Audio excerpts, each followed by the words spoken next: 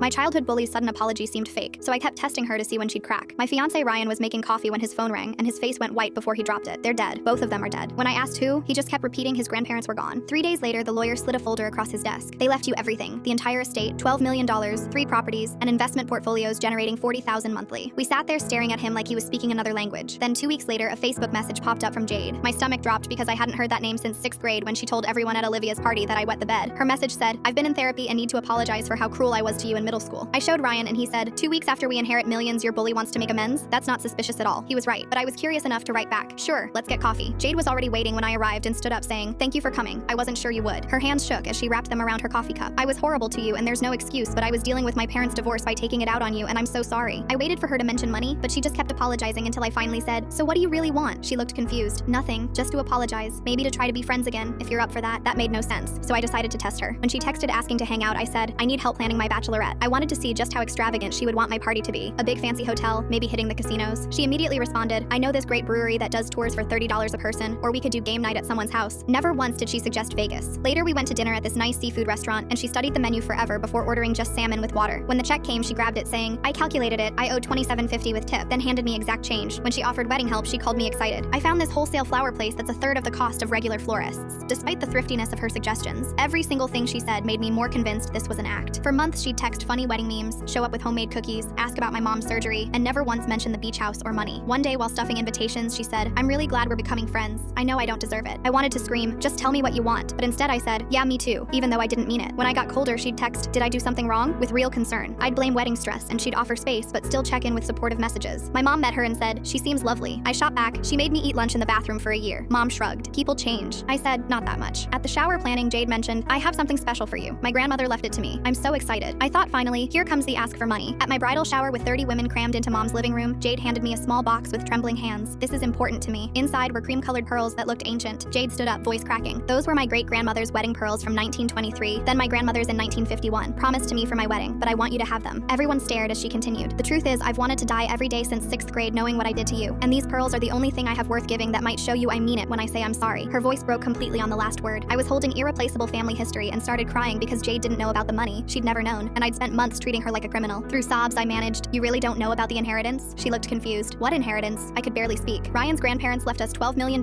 2 weeks before you messaged me." Her face went white. "Oh my God, you thought I was after your money." She started laughing, but it was about to turn into crying. She sat next to me. "I saw your engagement announcement, and my therapist had been pushing me to make amends." She wiped her eyes between fits of laughter. "I couldn't even afford a wedding gift, so I gave you my grandmother's pearls." "What kind of long con is that?" "My mom brought us tissues to keep us from destroying our outfits with the mascara running down our cheeks, and I tried to give Jade the pearls back, but she pushed them away as she laughed so hard she couldn't breathe."